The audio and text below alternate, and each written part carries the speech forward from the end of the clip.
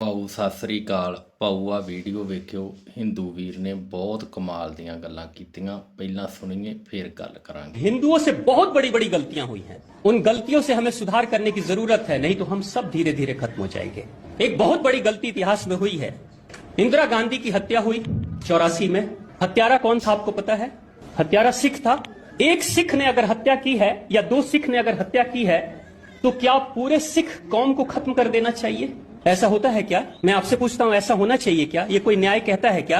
अगर ऐसा होता तो महात्मा गांधी जब जीवित थे उस समय महात्मा गांधी के फॉलोवर्स 1,10,00,000 लोग थे।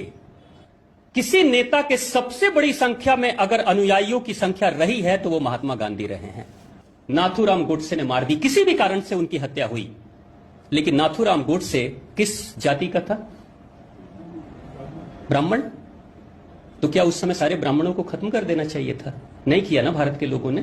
लेकिन यहां सिख जब दो सिख मारते हैं तो सारे सिख को चुन चुन के उनके दुकानों को लूटा गया, उनके घर को लूटा गया, उनकी हत्या की गई। मैं उस समय छोटा बच्चा था, मैंने भी देखा कि हिंदू लूट रहे थे दुकानों को। और ये सिख कौन है?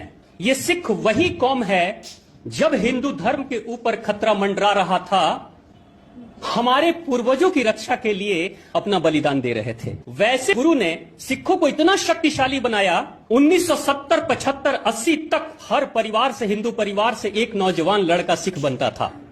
अगर 4 बेटे होंगे तो एक सिख बन जाएगा गुरुजी।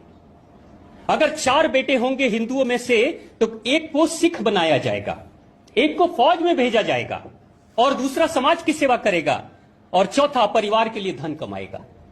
कैसी सोच थी भारत की। लेकिन ये 70-80 तक सिख बनाया जाता था।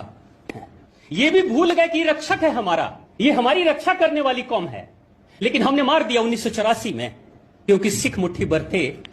लेकिन हिंदुओं ने किया 84 में, और ठीक 6 साल के बाद पंजाब से कश्मीर की दूरी सिर्फ 300-350 किलोमीटर है। अगर ऑन रोड भी जर्नी किया जाए तो 6 से 7 घंटे 8 घंटे में पहुंचा जा सकता है। अनाउंसमेंट कराया गया कश्मीर में मस्जिदों से कि हिंदुओं या तो तुम इस्लाम स्वीकार कर लो और नहीं तो मरने के लिए तैयार रहो, या कश्मीर छोड़कर भाग जाओ, अपना घर, अपनी बेटी, अपनी बहू को छोड़कर जाओ। यह अनाउंसमेंट हुआ 1-2 दिन नहीं, कई दिनों तक। बगल में ही सिख कौम है जो हिंदुओं की रक्षा करती है, वो नहीं आए और 70,000 हिंदू ब्राह्मण मारे गए।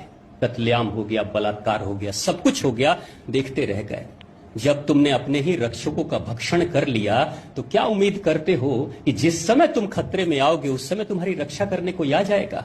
वफादार जो कोई प्रहरी था आपके धर्म का, उसी को मार डाला आपने।